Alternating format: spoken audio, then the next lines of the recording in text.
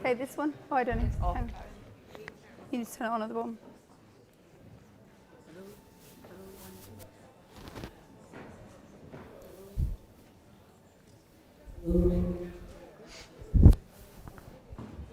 Yeah? You might need to hold it. I think you have to hold it quite close.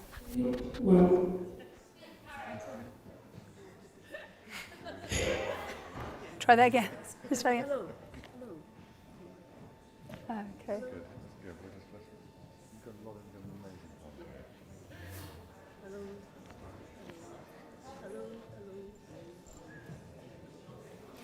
I'm just going to go and have a quick word.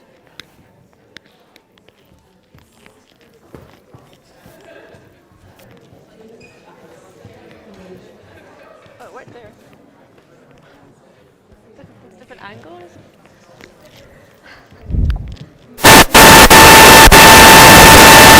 This is likely to be a little bit more piecemeal about who's talking. Okay, so do you need to have all the microphones available, in other words, so that we can actually converse? Is that going to be possible? Let's try. Okay. Because I have a feeling this is going to be a little bit more. Yeah.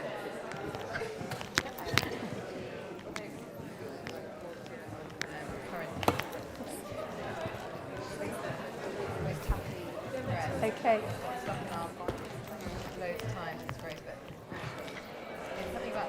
Shall we see if we can? Shall we see if we can all potentially speak to each other quite, listen, we can swap about and speak. Could you? So anyone that's wearing a microphone, say hello. Hello. Hello. Hello. Okay. Hello. Hi. Even if you speak up a bit, it needs to pick you up. Yeah. Should I just go up? Hello. Hello. Hello. Does that work? Not sure that one's good. Is that fine? Hello. Kate, do you want to count to 10? 1, 2, 3, Louder. 6, 7, 8, 9, 10. Not sure that one's good. We will be with you very soon.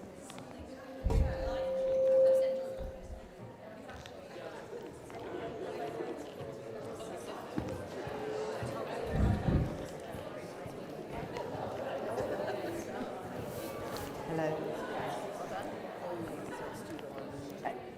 Is that? 1, 2. Yeah. You can always put it a bit more in the centre, but you don't want it to ruin your Could you actually hear everybody that was then talking? It wasn't clear, no. No. Okay. You're not sure why?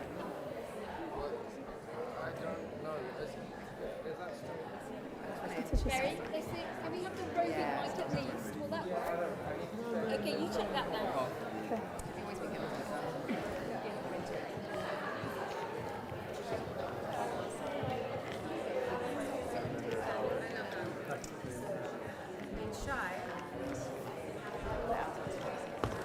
Is that because you're kind of doing this untethered? I'm going to make them so that you can never fly further. You just have to wear them like this. Yeah.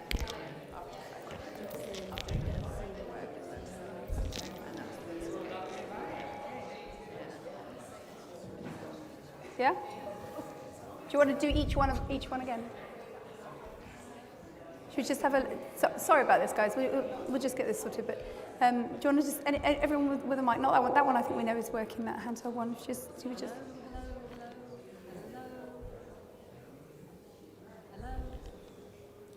Can people hear Kate? No? Okay. Hello?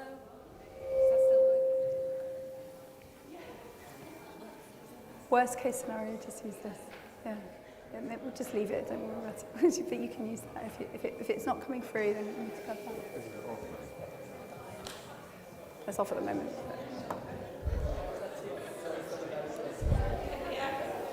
Yeah, I'm not sure what's going on with that.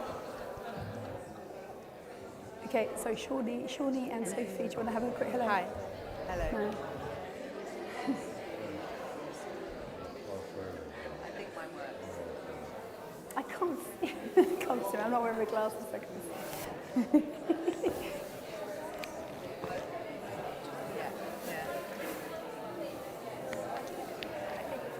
Can You just try that one. Just use that one.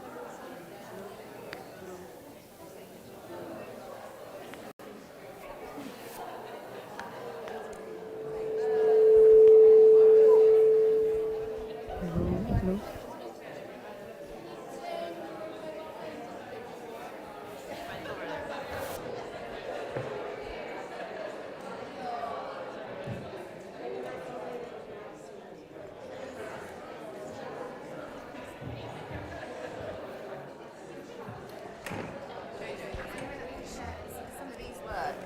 So maybe if we can kind of go like this. This is the one that was working to the previous panel, Jojo, so you can just hold it, please. But mine's working anyway. Mine seems to be working.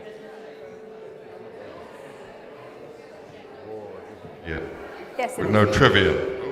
There you go. It's working.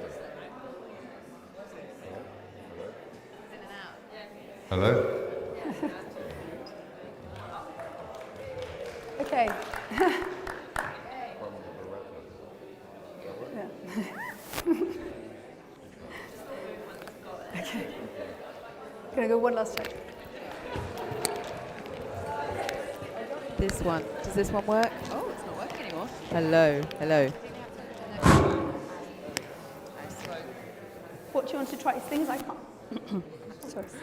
I can't see you from up there. I know. So, I'm trying to get like 5 is on right now. It should be. which is 5? The hand. Hello. The handheld one is working. What about the other guys? Yeah, go lapels, go left to right. Okay, so should we just get someone to hold a hand up and say they're going to do their one? Yeah. No, I can't see.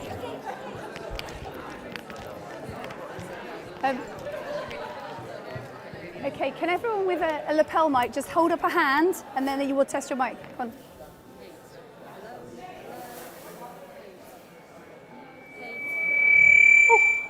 Oh.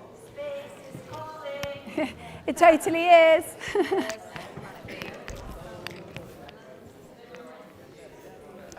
Kate. Okay, you again. Kate, do you want to try again? No, it's not working. Okay, would it be simplest? My one's obviously working. Yes. Would it be simplest if I just moderate and then the other one just, the handheld just gets put at the back? It's going to have to be, yeah. Okay, all right.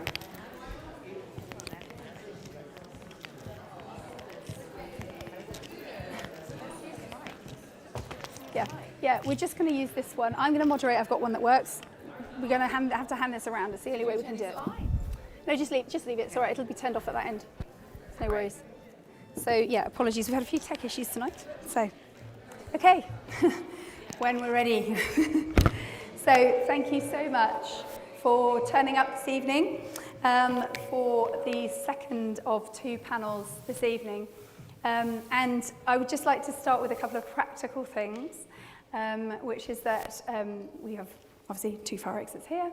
And I also want to acknowledge that the National Piping Centre has been absolutely incredible in their hosting of this event and in everything that they've provided. And the tech issues have nothing to do with them. It's all to do with us. And I also want to just really explain a little bit about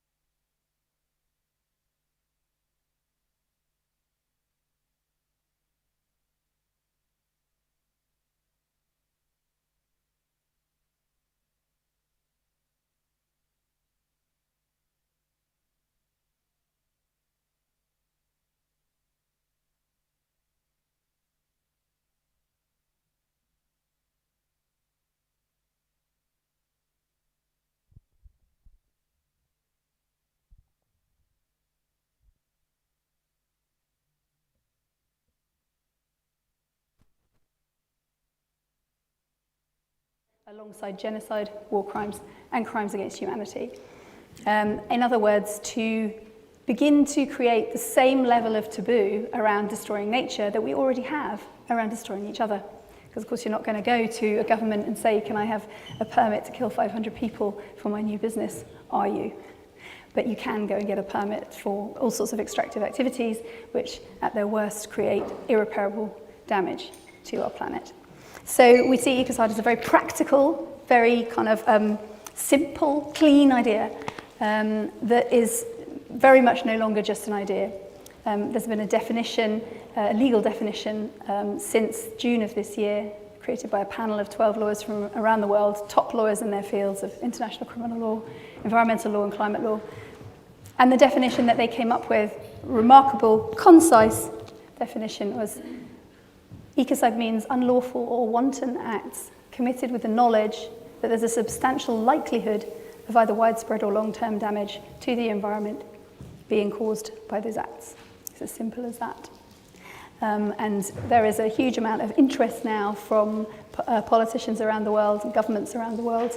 There are already 16 plus members of the International Criminal Court that are talking about this at parliamentary or government level, and many more behind the scenes.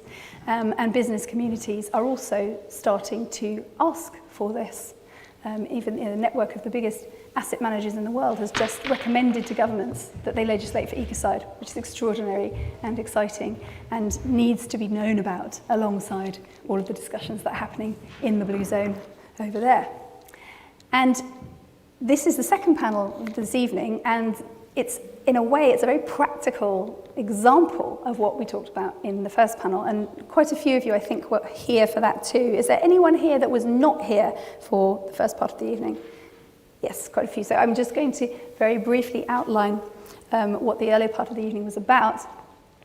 And it's it actually arose from a couple of different conversations, but it arose from the realization that all the knowledge that we need to bring this new parameter into place and all the right questions that need asking are already present right across society in every sector of industry. But we have such a kind of siloed way of thinking in our sort of systemic approach at the moment that, are we all going to wait for Boris and co to sort of dictate to each sector what they should do to, how well is that going? Whereas if we actually ask people in particular industry sectors, if we actually ask, our kids who are at school, we had some of these amazing young people speaking at the last panel, might we not actually realize exactly what questions need to be asked and therefore be directed very closely to exactly what those answers are in terms of how can we approach a system where this is no longer permitted to destroy our home. That's what ecocide means, killing our home. And this panel, which is called Ecocide Law and Fashioning the Future, is looking specifically at the fashion and textile clothing industry and kind of doing a little example right in front of you of how taking some time every week to tap into that expertise could be a really productive thing, and how might that happen in different sectors. So we called the previous panel Friday Afternoon Think Tanks. The idea was, how could government support a law of ecocide coming into place? Well, they could help to, they could budget for or support every workplace to actually be thinking on a Friday about how do we actually address the future. The young people call their movement Fridays for Future. What would be a reasonable answer to that call, to that absolutely fundamental call for action and for realization of the emergency? It's a humanitarian, it's an existential crisis, both humanitarian and environmental, that we're in, and a few hours of everybody's week doesn't seem a lot to ask. So with that as the sort of background, we have some rather amazing people here to talk about this. And what we're going to do as we go is we're also going to be actually doing some stitching, which, and I'm sure that we will have more of an explanation from people on the panel around how this kind of approach could emerge. But it's this sense that rather than just making, buying, wearing, flinging away, we could actually have a different, more communal, more creative, more long-lasting approach to our clothing, because we all need clothing.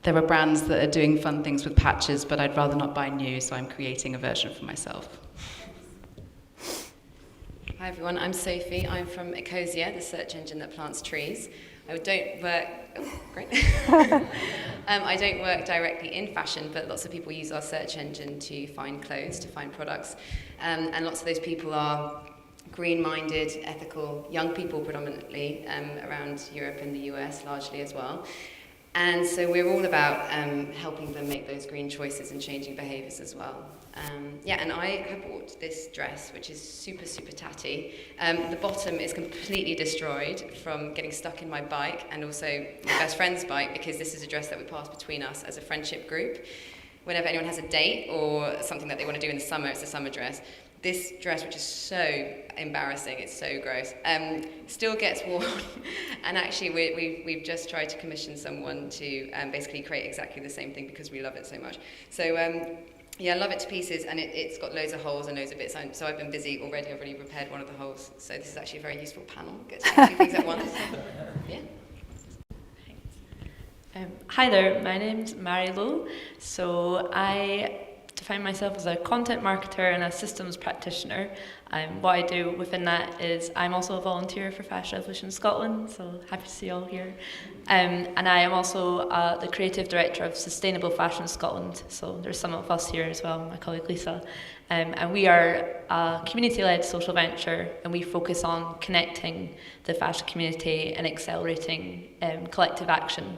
And I also am really into all things systems and systems change. I've got a definition in my head that I might pop out later for you all. But yeah, just very excited to be here. I also forgot to bring something to sew.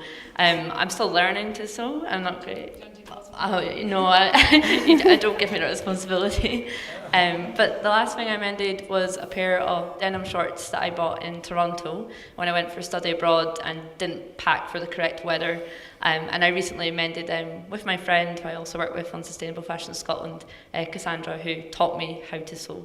So that was a really nice experience and lots of memories in that one pair of shorts.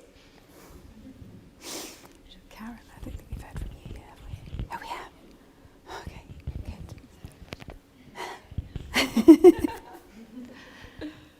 good. So I think when we talk about fashion and sustainability, I suppose what we're talking about is fashion within planetary limits. Although very few people see it that way, that's actually what it is. And there's a really huge question in lots of the stuff around fashion, largely because fashion is framed as shopping for new clothes. But it's much bigger than that, and it's much more bounded than that. And one of the things that movements around sustainability and fashion really do is talk about what these restrictions are and how we can pull back from the limits, how we can choose not to push through the limits, planetary limits, including with clothes. And there's so many ways to talk about that, but primarily the big question that we need to talk about is, of course, the logic of economic growth and how we can navigate in different ways what it means to be dressed, what it means to express your identity, to build community, and lots of other things with clothes, but in a system that's not continuously growing.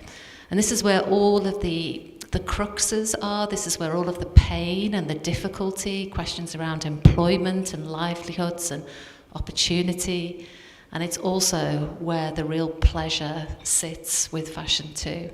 So something that's so profound about fixing stuff is that it's, I suppose, this sense of agency and giving yourself some control back over what you can do and how you can frame things differently. And certainly I think questions around nature and placing a new sense of a natural understanding at the centre of fashion is important. But this isn't just about eco-friendly materials, sticking them in the same or the old system. It's about transforming that into a whole new way of thinking.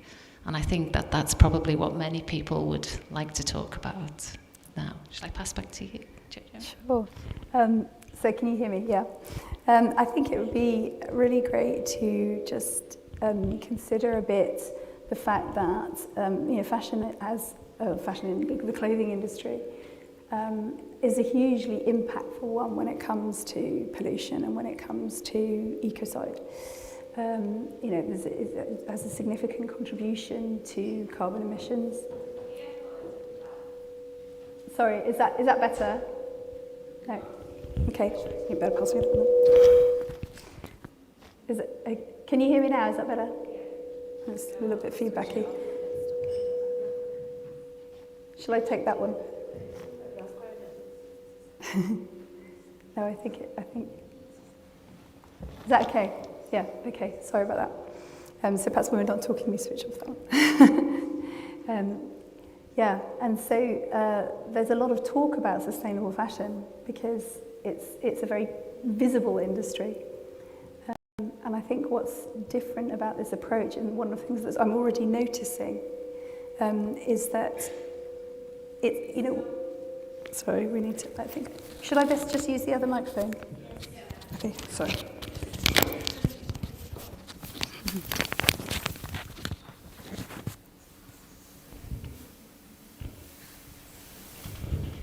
Okay, apologies for the technical challenges.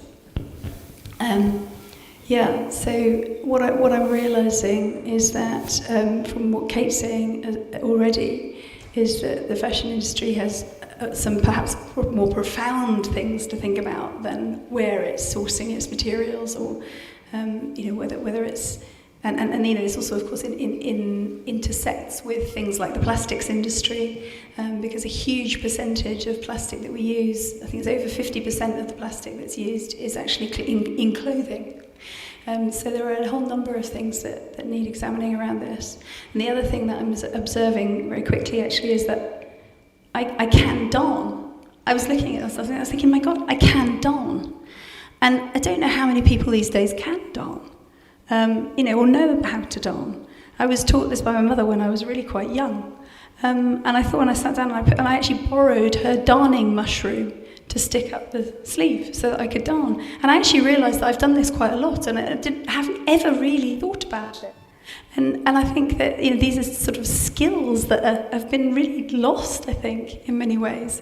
And I'd love to know from different panelists as we go, how much of these, how many of these kind of skills you've actually encountered in your life, because I think this is something that it feels really amazing, as Kate was saying, to actually be sort of creating. I've actually closed a hole in the time that all of those people were speaking, which I'm just like, wow, I now have a functional jumper sleeve.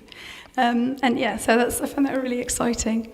I want to come back to just some thoughts around bringing in the idea of a law that would prevent serious harm to nature. What are you? And this can be very free form because this is a discussion. This is not a sort of presentation as such. But what are your feelings around and thoughts around how that might affect what you do in your aspect of the fashion industry or the clothing industry? And I'll actually just pass directly to my left and ask Galahad first. Well, I think I'm probably the greatest offender of ecocide on this panel by probably quite a long way. I didn't want to, but my hands are dirty. The shoe industry is a shocking committer of ecocide. 22 billion pairs of shoes are made a year. Hardly any of them actually fit anybody's feet very well. Most of them disconnect people from nature itself and putting unnecessary padding and technology between humans and the planet. And then nearly all of them end up in landfill without any kind of repair facility. So the shoe industry, and I come from a long line of shoemakers, 7 generations of shoemakers, is a terrible proponent of ecocide,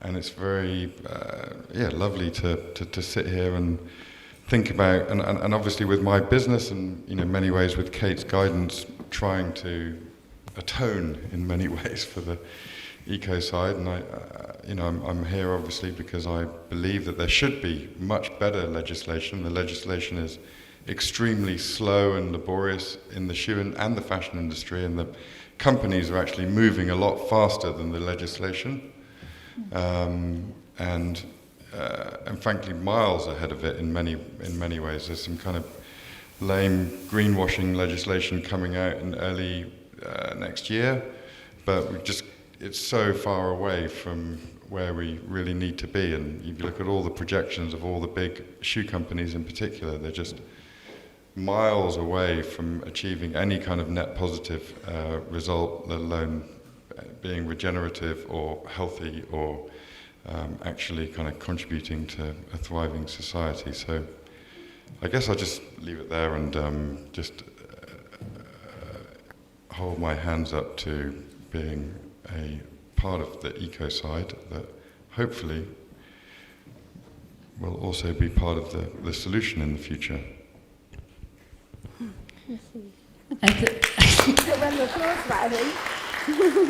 I'm struck by your feeling of guilt.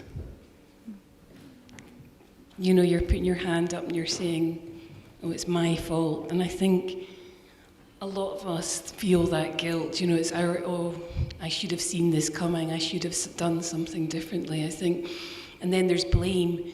Oh, it's the government's fault. They should have been doing something. It's not my fault. I think that's just a really interesting conversation to see who takes responsibility and how we work with policymakers as opposed to blaming each other, but also not taking the weight of it all on our shoulders, which I felt you were maybe doing a bit there. It's like, anyway, that's just an observation. I'll pass it on to Shawnee. I was thinking, so from my side, I spend as much time as I can with wearers of clothes, trying to understand the narratives in their heads when they're shopping and what influences their decision making. My hypothesis that I'm working with is that currently we're focusing so much on transparency and at the point of sale and descriptive information about how clothes are made, and that actually in context when people are shopping, it's very, very hard for them to factor in those extra criteria when they're already thinking about price and function and style. Through this research, another thing that I realized, I was very careful with the sample to make sure that I didn't work with people, shop with people who sort of love sustainable fashion or follow it as a cause. And then you end up, just seeing that people don't think about it as fashion at all. People think about it as just like buying clothes because they're not thinking about it as an industry. And yet, when it comes to buying clothes, there is such a lack of awareness about what's good and what's bad. And one of the people that I have, one of my consumers or wearers that I've spent lots of time with is a teacher. And she was saying that when you're choosing a school or when you're finding a tutor, there are laws in place that allow you to very carefully and with a lot of trust and security find the right teacher for your child, knowing that you are sort of held within laws that you trust and understand. And that is something that is completely lacking from when you go and buy clothes. And so I wonder, that to me is what I think about when it comes to law, and if there are ways that we can create better understanding about what is immoral, and also create some sort of cushioning and safety for consumers or for wearers, so that when they're going through that process of finding the thing that they need to wear, that we're guiding them to something that is not committing ecocide.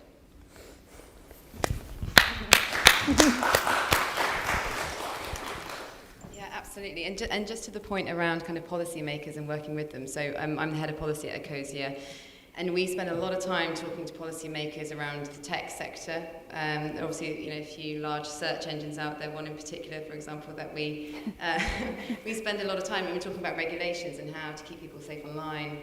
How, the ad industry, for example, which is, a big perpetrator when it comes to kind of consumerism, which I'm sure we'll get to as well at some point. And ultimately, unless businesses who believe in something, speak about their values and group together in coalitions, write letters, basically do advocacy in, whether it's in London or Brussels or Washington or wherever, unless there is that level of coordination and effort put in by businesses, policymakers won't listen necessarily or won't do things fast enough. So I think it's really great to have these kinds of discussions, these sectoral discussions when it comes to Ecocide. The tech sector, I think the internet emissions, it contributes, I think, 3.7 roughly, if not more, depending on what studies you look at, of global emissions. So that's the same as all air traffic. So my sector is not at all, it's everyone thinks, oh, we've all gone online, and that's a good thing for the environment. It's not. There's also really, lots of real-life consequences for this virtual world that we've created, whether that's servers or cables under the massive data centers, huge servers, the amount of energy that needs, cables under the oceans, that kind of thing. There's ecocide happening in the tech sector at a vast scale, and that needs to be regulated. And so, but I mean, obviously there's a link with fashion because we're talking about consumerism as well and all of that. But my point is that every sector, where there are advocates for Ecocide, need to be very vocal. I think we've obviously got some advocates here as well, so it's really great to get that momentum going. Thank you. I guess I just wanted to add that maybe for people that don't know much about fashion, the industry isn't regulated at all compared to a lot of other industries, maybe like food, where there are more laws. For example, when you see a fashion company, do their annual report or their sustainability report, often that's them auditing themselves. There's not an external garment adjudicator, there's a trade craft exchange. They're doing a kind of campaign on that right now. So law doesn't really have much of an impact on fashion right now, and I guess too, fashion is very complex. So it's not just the garment, it's everything from the raw materials, the design, to the end of life after that garment is done. And what annoys me, I think, a lot with policy and maybe the solutions that are recommended so far for fashion is that they are put onto the consumer, so they put all the blame and responsibility onto the consumer. I'm allowed to promote, we have an exhibit in the Blues on the COP, which I think is probably one of the only fashion things there. And the aim of that is to show the impact of textile waste generated throughout a garment's life cycle.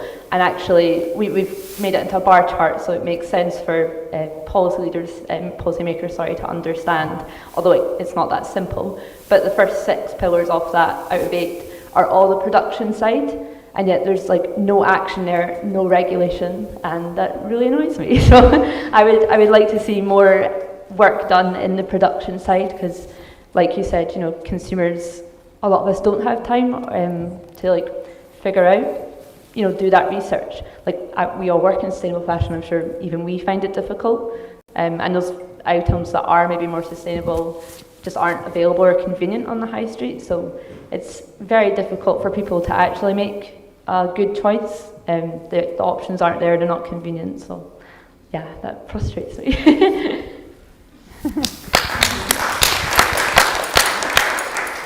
I just wanted to add to that. I completely agree, and what I wanted to just extend that was that this participant that was a teacher actually just said to me, isn't there an Ofsted for fashion? Just assuming that there should be, because in so many other industries you just have that level of regulation, and so there's just an assumption that they have that level of regulation.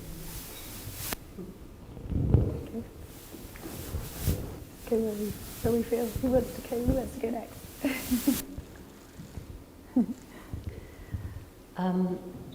There's many things, I think, that we end up talking about when we think about change, including in systems like fashion. And we tend to start, if we follow the advice of systems thinkers, we tend to start probably in the places where change is not going to make the biggest effect. And we tend to start by talking about materials. And it is important, material knowledge is always important, and obviously it goes on to have material impact in the environment. But actually the biggest change comes from thinking about the purpose of the system, about fashion culture itself. And I think some of the biggest implications for Ecocide start with us thinking about what is it that we want from this sector and beginning to take that on. When we only lead with questions of materials and what you can buy, you're really limiting in terms of what we can go on to do. And I suppose that's the chance for all of this. We know that something like 65%, perhaps even more, of world textiles are all made from synthetic materials with huge consequences, spanning global manufacturing industries and microplastic pollution more recently that we've come to understand. And all of these questions are linked inherently to a system that's growing larger and larger over the last 30 years. We've worked really hard, many of us, to affect change, and in that time the impacts have grown year on year because the sector is growing larger the whole time. So that's the real question that we need to deal with, and I think the Ecocide law gives us that opportunity to afresh, to talk about that in a new and different way, and we really are very grateful. So thank you.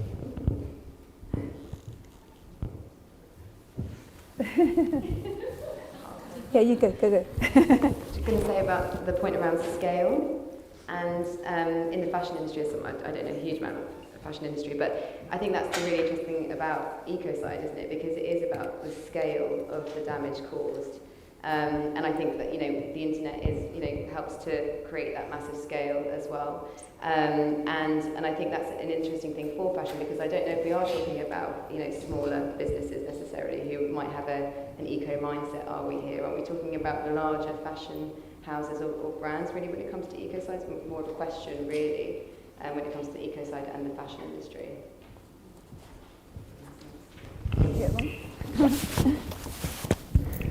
This is incredible. It has to be an incredibly collaborative discussion. And actually, it's interesting that over the last year and a half of the pandemic,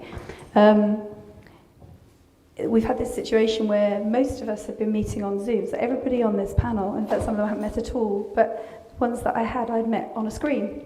And that's kind of how a lot of decisions and meetings and so on are happening.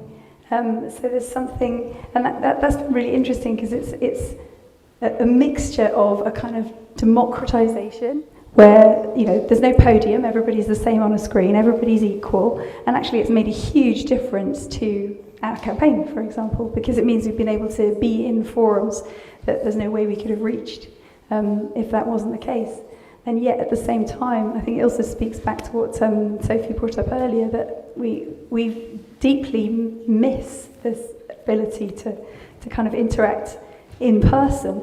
And this particular, because of our particular technical constraints, this is actually a bit weirdly like having a Zoom meeting in person, because because you can't talk you can't talk over each other. You actually have to give each other space to talk. It's like having a talking stick. It's actually not bad in that way. It's quite interesting. And quite a sort of this whole sort of idea of hybridity, I think, is something that's really the sort of that's described sort of events that are sort of on screen and in person. But I think that's something that is kind of emerging as a theme for me anyway in so much of what we're doing. And I think it's also shown in the way that all the events that we've run this week have all been addressing different ways that this law could apply or relate to different contexts, whether that's next week's Monday event on Indigenous perspectives and sacred guardianship, alongside legal guardianship, whether it was yesterday's about how to deal with this in the financial world, and today's as an industry thing. So I think that's That's also really interesting. I think there are a couple of themes that have come up around the consumer versus the sort of going to the top, if you like, the biggest companies and going to source. And this law does do that. I think the corporate PR machine has done a great job of making each one of us feel responsible for the climate crisis, and somehow, we're just supplying what you're demanding. Well, of course, that isn't the case. That demand is created by the advertising industry to a large degree. And we are not just consumers, we are citizens. We are citizens who are given options, and those options are decided by people at the top of industry and government, and that is why it matters for something to be made a serious crime that can apply to people that might otherwise consider themselves to be above the law. And what I'd really love to do, which we weren't able to do in the last panel, is potentially ask the audience whether there are any questions that or anything that springs to mind for them. I mean, we can continue discussing, but if you have questions, it would be really great if you'd like to potentially either come to the front if you're brave, or I can bring this to you. Okay, I think you might need to come to the front, otherwise we're going to have a serious feedback issue at the back. But do come forward, or call out and I'll repeat, one or the other. Thank you so much. Okay, sorry. Sit on the hot seat, then the camera will get you. Okay. Well, I run a company doing solar thermal, and we are trying to sell those solar collectors to textile companies. And what we learned then is that in their evaluation of suppliers, they haven't yet included the parameter CO2 emissions. They evaluate many things, but they don't evaluate the CO2 emissions. Would that be an ecocide crime? Thank you very much. I think simply the not evaluating CO2 emissions on its own probably wouldn't be a crime. But once this crime is in place, it will be any act that, with all the knowledge that's out there, whether that's in the knowledge of the person making the decision or available to that person, with all that knowledge, if the decisions that are made actually threaten really severe harm to nature, then yes, potentially that could come under Ecocide. So if that's the level of impact that it has, then yes, potentially it could be. There was another question. Yeah, of course. I mean, there's no question there's a massive problem with businesses, and you made the point earlier about effectively being able to choose what they report on and what they audit themselves or don't audit themselves on, and which parts of the supply chain, especially if they don't own those parts of the supply chain, they take real responsibility for or not, and ultimately put into their annual reporting, and I think that's a huge part of the problem, is that there's a massive sort of make up your own rules thing going on in the fashion industry, that and no one's, it's a completely completely uneven playing field on that level. So it needs a massive amount of making apples across the whole industry, as it were. There's a long way to go there, and everyone is just sort of picking the bits they want to pick and ignoring the bits they don't. And there is a lot of wonderful reporting going on, but it's frankly a lot of it just wonderful stories.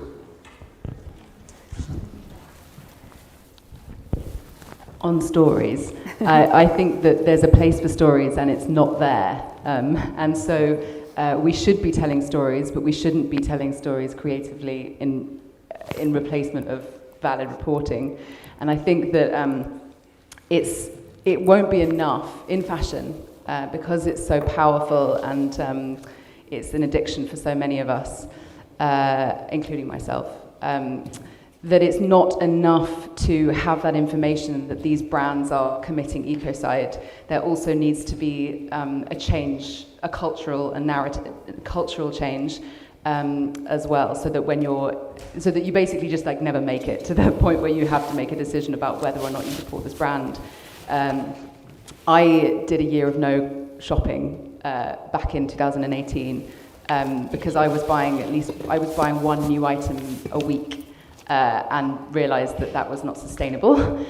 So I decided to see if I could do a year of no shopping, and it completely changed my life. And I didn't expect it to. I thought I would just save some money. But I ended up leaving my job and feeling nourished and fulfilled in a way that I had never felt before.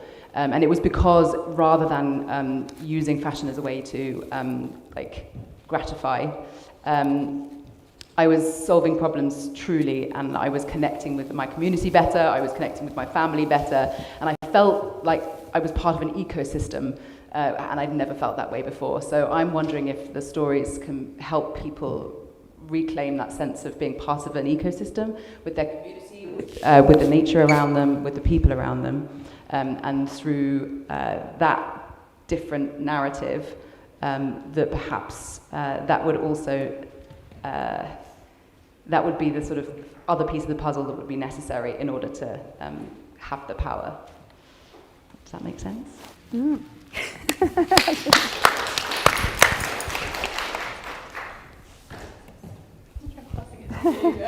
I've actually go. Carrying on the questions about what would constitute Ecocide. So would a brand that's just making polyester that goes on to create microplastic pollution be liable for Ecocide? That's a really excellent question, and I honestly, at this moment, I don't know.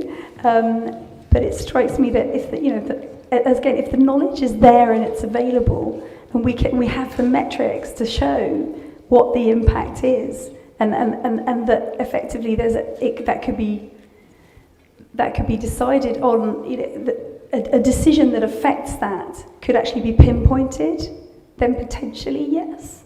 Because I think actually what I'm realizing from this discussion is, how many specific areas this is really going to affect. I mean, it's going to be huge, actually.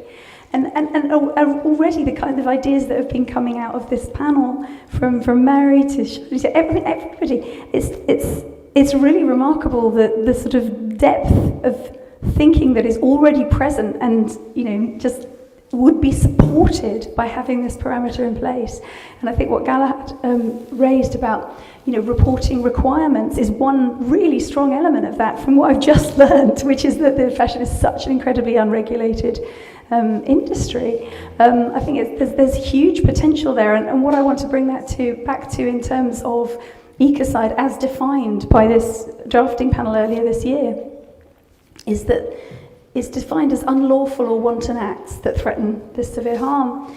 And unlawful is an interesting one, because when I first heard I was convening this panel of lawyers, and when they were first talking about introducing a threshold of something being unlawful, I remember thinking, well, hang on a minute, surely the whole problem is that this stuff is lawful at the moment and we want to make it unlawful. And then what I realised is that there's a huge body of environmental law, of course, already present, including a lot of environmental crimes, and that those vary from jurisdiction to jurisdiction. And if you say that when you breach that regulation, you breach that law, and you're threatening that severe harm, that makes it really serious, as in that makes it a serious international crime. What you're doing is you're creating a foundation that is currently not existent in the body of environmental law, which is not taken as seriously as other kinds of law that protect people or that protect property. And it's only been around for 30 to 40 years, environmental law. And of course, if you're working for human rights or social justice, at least you know that murder's a crime, mass murder's a crime, torture's a crime. If you're working to protect the environment, if you're working to conserve ecosystems, you're working in any area of that, you don't have that foundational piece. And all of those people that have been working often for decades to improve regulation, improve reporting, improve all of those things will be supported and drawn forward by that one word in that definition. Because everything they do to improve existing law and existing regulation will make Ecocide law stronger and more effective. And I thought that was a really amazing thing. When I realised that, I was like, well, actually, this is brilliant, because it really encourages and draws forward all of those activists, academics, experts, industry experts, who can, improve the regulation that's there, and know that they can do so with a really strong underpinning. Now, I think we've probably got time for each of the panelists to address a question that came in from one of our live viewers. And I'm acknowledging here that one of the amazing things about the fact that we can be live streaming this is that it can be reaching a very much larger number of people. And it was wonderful to have somebody come forward and say, there's a question from one of the online viewers. And it was a very simple question, and I'll put it to all the panelists. Maybe we can just pass around. And it's, if there's one single thing that you think would help this industry to address this issue and potentially, move towards the idea of this new law, what would that one thing be that would really make a difference? And maybe shall we start from that end? Come back this way.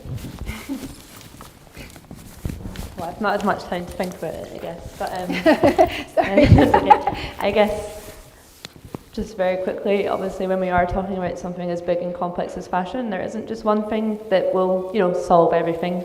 It probably won't be solved. We need to heal and change and move forward.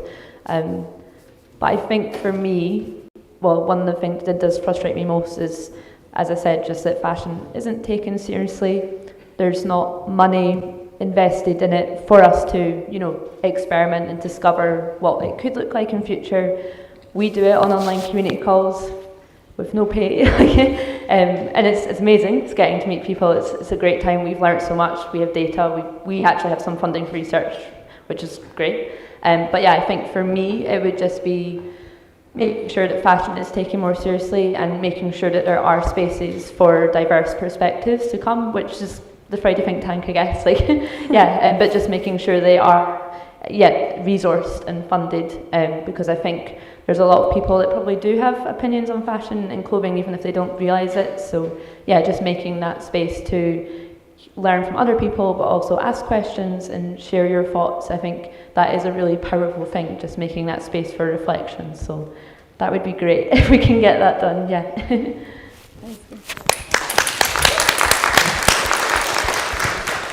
I would say that Ecocide sounds like it's something that should be for kind of heads of states, and because of at the ICC and the process of getting this adopted. But ultimately, it needs all of us to be really vocal about it, whether that's signing a petition or getting your industry and sector, your business, to be really vocal. I mean, Ecosia of the campaign because we believe it's the right thing to do, and other businesses I think should get behind it and take it to their respective kind of policymakers in whichever country they're based, and just really highlight that this is something that needs to happen. And I think hopefully we can make some change that way. So I would say be really vocal and advocate for this in policy, because that's where the change needs to happen. These are very good answers. And it's a hard question. But I think I'm just going to build on what you said. Because I've been learning a lot about citizens' assemblies this week, and it feels like something that's lacking in the fashion industry. It would be interesting to think of all of the areas where fashion extracts, like from natural resources, from the well-being of garment workers, and also from the well-being of wearers as well. And then in each of those different pockets of extraction, have citizens' assemblies where we can actually understand those voices and potentially also hear solutions that we haven't heard before. So I would agree that it's all about getting more voices, representation, perhaps in the form of citizens' assemblies.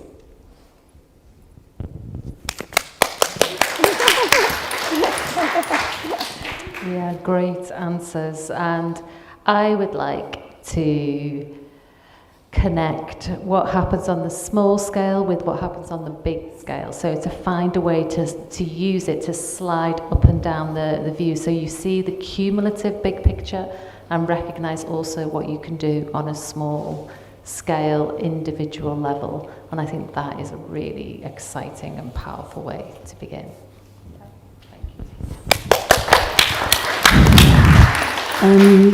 The first thing that strikes me is language.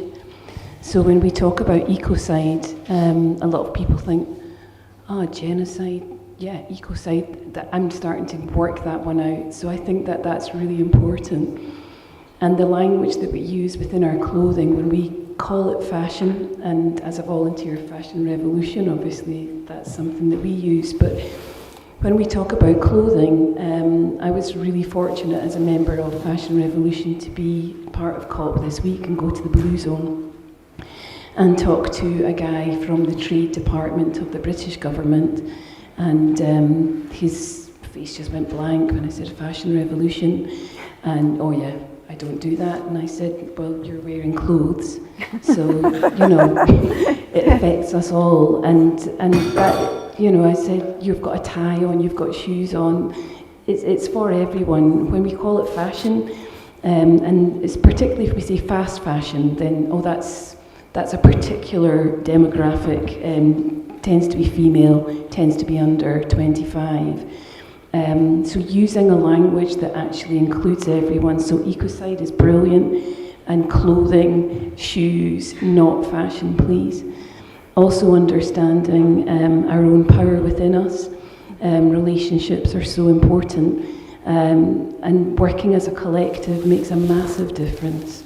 So signing petitions is great, but what we've had here just now is an example of what Fashion Revolution Scotland's done online with stitching discussions. We've actually sat on Zoom and been stitching and chatting to each other about everything in life, including the environmental and societal justice that clothing doesn't allow for. So that's really important. The collective is vital. Sorry, that was more than one thing, but I hope it was helpful.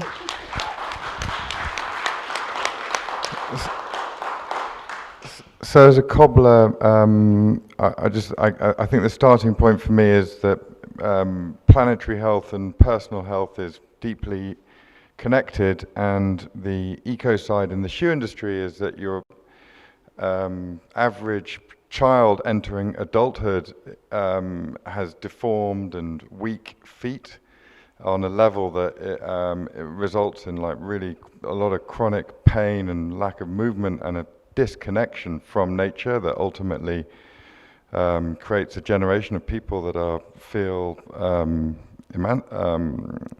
emasculated almost from it. And so, you know, for me, the Ecocide is that the shoe industry is guilty and responsible for that. It's a massive public health scandal that children's feet are not allowed to develop naturally, and as a result children don't move naturally and move in nature naturally. And if we could change that, then I think we get a generation of much happier, healthier children that might even look after the planet better.